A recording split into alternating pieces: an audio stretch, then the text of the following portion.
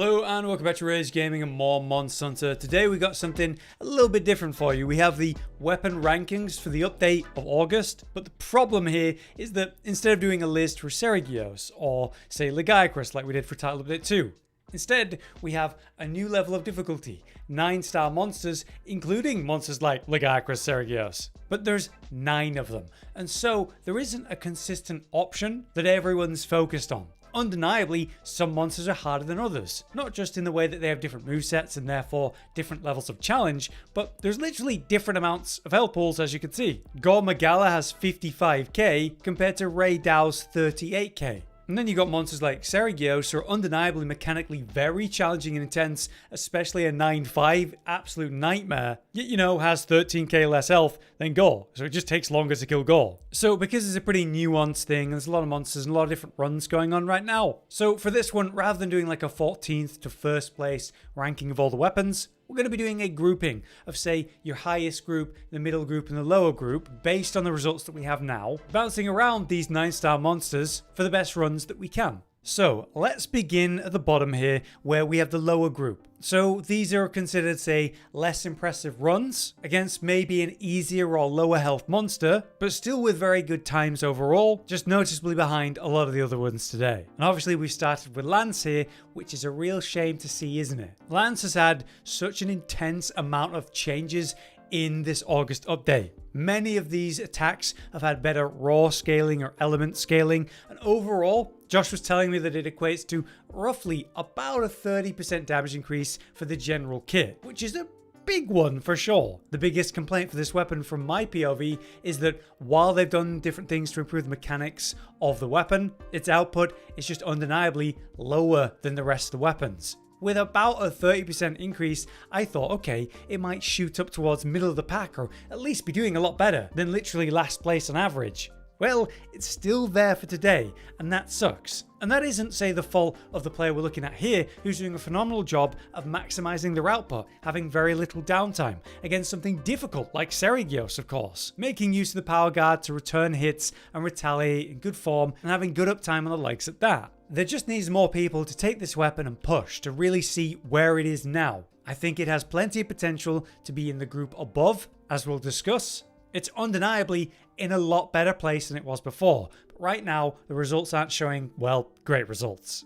Next in this group then, we have Hammer, which to be fair has been doing fantastically since, say, Title Update 2, with all of the changes and improvements to the moveset and general output that have been happening. To say this weapon's in a bad place is just flat out wrong, but looking at the results right now, it's strange. There's a significantly smaller amount of runs for Hammer than a lot of other weapons, which I wouldn't really expect. The popularity of this weapon shot up with Title Update 2. We saw some incredible results in the last list that we talked about. Yet for some reason with the August update, it just seems like a lot of runners just aren't playing with the Hammer, or right now there's just not the proper showing that we want to talk about and show for this video. So I think its real potential is also higher, it just needs more people to do the runs and put them out there. Now what makes a lot more sense being in this lower group is bow. And it sucks because it's not necessarily the worst weapon in the game. It's usually around, say, that 10th or 9th place. But I would also say it's fair to say that the bow has been on the lower end of these rankings for quite some time now. Only really shooting up, say, back with Zoshir, where it's able to maximize the perfect hit zones, reaching up higher than others, and also perfect fading a lot. I think the current kit of the weapon is fantastic. The playstyle is incredibly fun. But over-nerfed, in my opinion, from, say, the beta to launch, where its output just seems to be lower than other weapons, and so I definitely think it needs help. I fully expected it to get some help in the August update, and then it just didn't. So I'm hopeful for future updates where it gets this overdue and deserved love. Next up, for the last weapon in this final, lesser impressive list, we have a run against the 9-star Ray Dow. And this is a 4-star as well, so slightly weaker than a 5-star, because there just isn't runs for this weapon. And I'm tired of saying this, unfortunately, because in the last rankings for, say, Seregios, Legaicrus, even the monster before that, Insect Glaive's relevant runs have basically just dropped off the planet, no longer exist, going from the top weapon time after time, week over week, ranking after ranking, to then suddenly basically no one's doing runs anymore. And it's nowhere near the same results that we're used to seeing. This is partly because some monsters are incredible for insect glaive, as it does the repeat essence dump rising slash up and through the perfect hit zones. But against some monsters, like arch-tempered or duna, like Icris, Seregios, going up and through the hitbox might actually be moving you away from the ideal hit zone, so you're not getting the remote full value out of where most of your damage comes from in your kit. But also I wonder about the popularity of the weapon in general. Building up to essence dump and then dumping essence to then just repeatedly do that over and over. Maybe it's just not hitting for people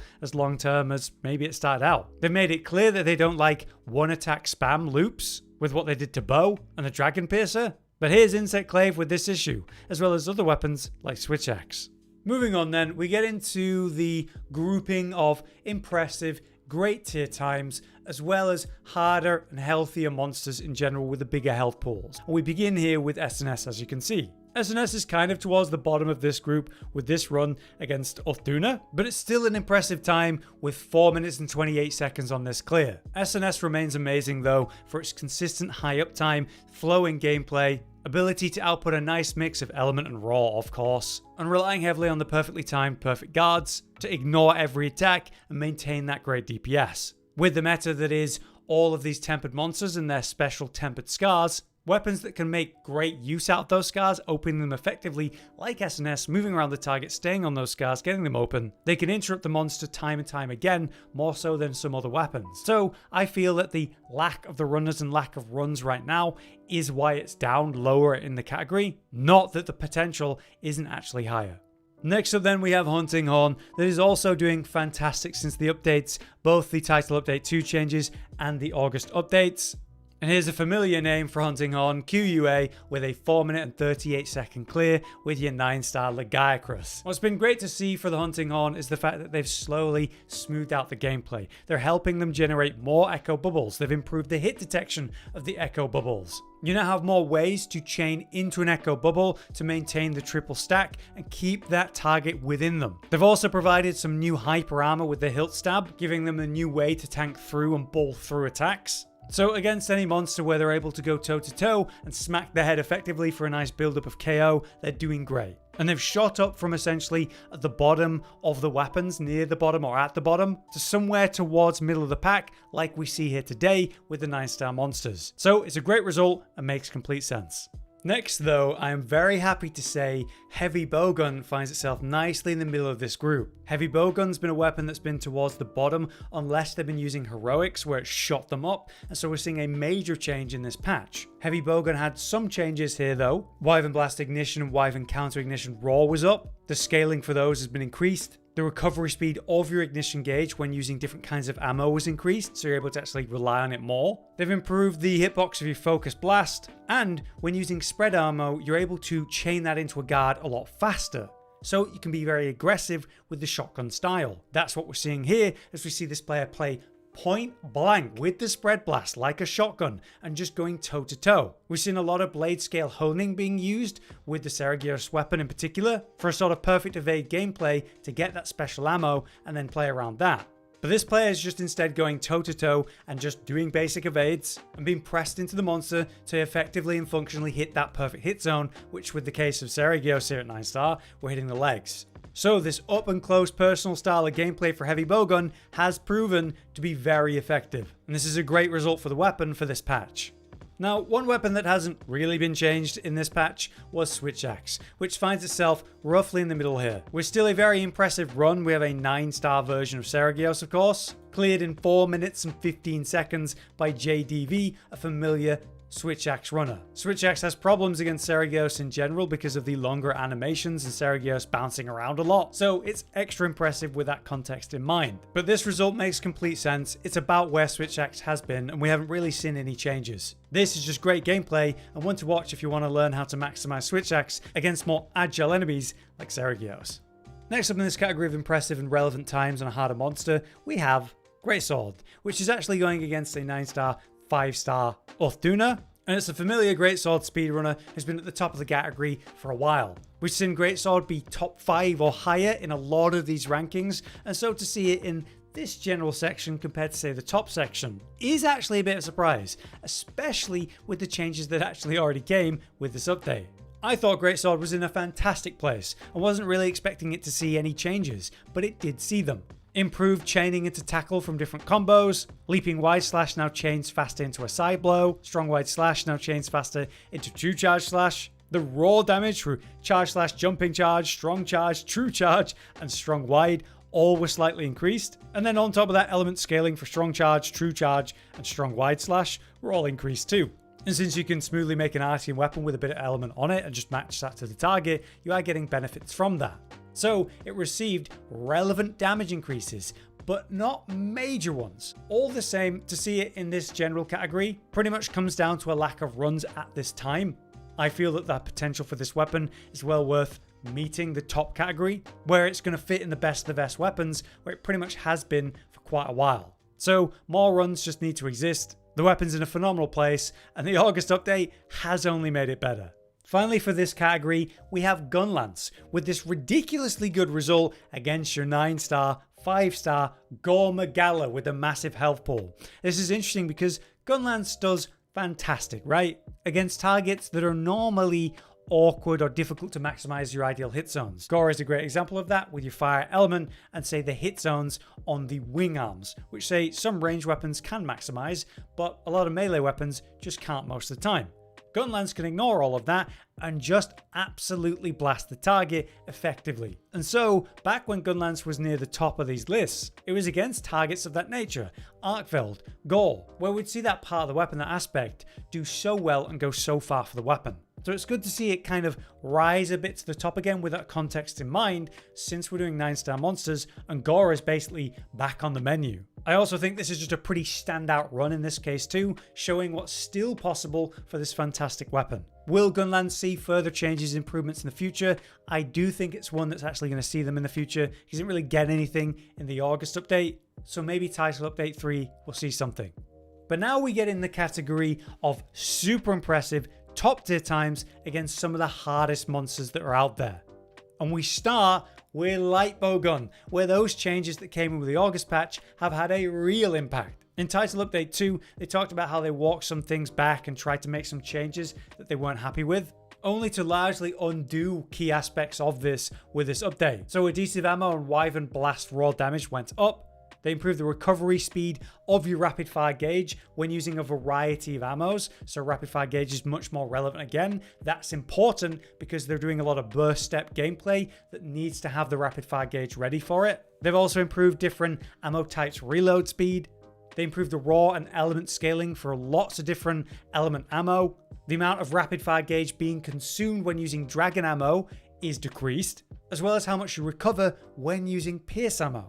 So your element ammo is absolutely fantastic on light bowgun in this current patch, and pierce ammo is going to help you recover that rapid fire gauge really well, as well as exhaust ammo, poison ammo, paralysis ammo, and sleep ammo. And with that in mind, it's crazy to see this player against Serios go toe-to-toe with spread ammo of all things. And as we saw with the heavy bowgun, it makes sense. Serios is super mobile, super aggressive, landing on top of you, especially as a bowgunner. This puts you in the perfect place to shoot the legs. And so with other ammo that gets in the way, hits the head accidentally, hits a wing accidentally, spread ammo allows you to really cram yourself in there and just blast those legs. And so we might see a variety of ammos based on the target a bit more now. Probably the specific element focus, and then in rare cases, something like spread when it's relevant. And this was a phenomenal run where this Serios was cleared in 3 minutes and 49 seconds. So pretty incredible.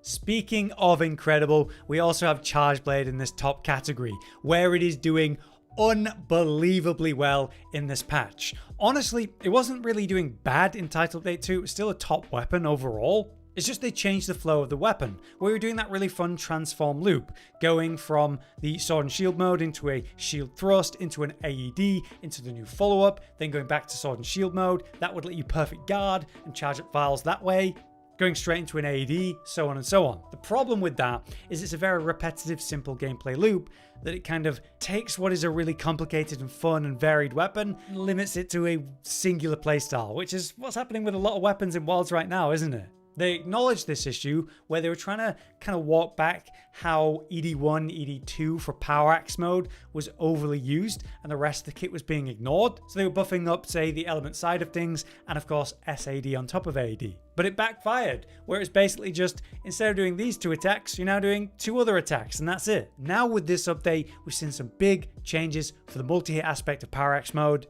and for ED1 and ED2 in particular. But they didn't nerf or change AED, SAD or the follow-up, so they're still absolutely phenomenal. So it's case by case now. What are you fighting? What makes sense in this moment? Can you just get a transform AED off? Can you go into the follow-up? Is there a kind of neutral gameplay where we can pull out the power axe and go for an ED1, ED2 for a bit? We're seeing speedrunners actually do the full combo during a full knockdown, where they're doing a quick ED1, ED2 where they're not holding the chainsaw, so they can still reach AED and the follow-up before the monster gets up, which is super fun. Is the weapon fully realized and where it should be now? Maybe not. There's still more to this kit that is just completely ignored, but it's getting a lot closer, which is pretty exciting to say it's performing so well on top. Alright, it's time to gush over dual blades as usual. Also in the top category still is dual blades, ever since Title Update 2, where they made some great changes to the weapon. The output and relevance has shot up, as well as mechanical changes where you're able to smoothly transition into a Blade Dance 2 and Blade Dance 3 off of a perfect evade. On top of that, in this August update, they adjusted the Turning Tide focus strike, so finally, after many requests, we can then now control the spine spin, ending it so we land where the focus strike started on the initial wound, at the head or the ideal hit zone, instead of being forced to go down the length of the monster, landing at the tail and having to awkwardly run back to the proper hit zone. Not to mention, they also gave us new ways to maintain demon boost mode by just perfect evading, further improved the demon mode speed, and going for a perfect evade is easier too in this patch because they slightly improved the frames on that. Maybe comparable to like 1 free extra window or evade window. On top of the fact that you can eat for evade window effects like the tumbler meal, it's allowed us to change up the builds and fit more output in them and not have to sacrifice anything for evade window. Overall, the weapon is feeling unbelievably slick with new ways to control and move and combo, but then the output is also doing unbelievable. This is by far and away, without a doubt, my favorite version of dual blades I've ever played. If you've not tried it, now's the time.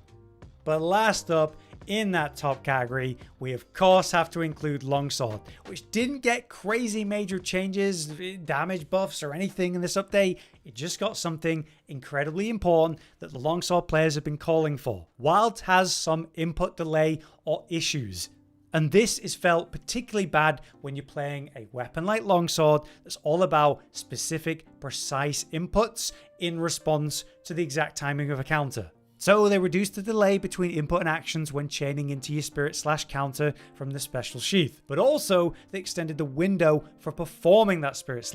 So basically, it's just more forgiving and you're not experiencing that weird input and action delay. The weapon has been doing unbelievable in Wilds, pretty much top 5 or top 3. Or the first spot in many cases for many of these weapon rankings. Now it's become even more reliable, which should only make players enjoy this weapon more. And to no one's surprise, we're seeing incredible results in the runs and the time so far. And as monsters get harder and more pressing, like say Seragios, never really giving you a chance to set up that much, being able to reliably counter is super important. For the moment though, we're still seeing the Spirit Blade 1 into the Crimson 1 repeat combo being maximized for output. But at least we are seeing some use of Helmbreaker for the hyper armor that it provides to ignore what a monster's doing at key moments. Still maximizing wounds so that we can re-level and get back into red gauge instantly for the higher spend that we're doing. There's still a little bit of foresight use just to extend how long your red gauge lasts with the round/follow-up. But I do want to see them change things for the Spirit 1 and Crimson 1 combo. Actually using Crimson/2 and 3 sounds like a fun thing. So we'll see where they go with the weapon, but for now, I still think it's in an incredible state. But yeah, that's my current overview of the state of the weapons, thanks to the August patch and against the 9-star hardest monsters of the game. Hopefully in the coming days we'll see more runs for some of those underrepresented weapons. Lance is doing a lot better, I want to see better results, I just want to see people try it. Bow deserves some love in the future, and I'm hoping for weapons like Insect Glaive and say Switch Axe to finally see some moveset changes that encourage a bit more varied gameplay. But right now, the majority of the weapons are in a fantastic state, and that's a good thing to be able to say. Let me know what you think, and until next time, I've been Hollow, you've been you, and thanks for watching. Josh, Cotton, and Hollow with the videos, dropping the humor like a hammer on your tippy toes, bringing entertainment on a daily arrangement to take our insanity and turn it into entertainment. Yes, I said entertainment twice, to reiterate that it is nice to look into your faces on a mostly daily basis when you let us in your homes to make the whole world a stage. Goodbye.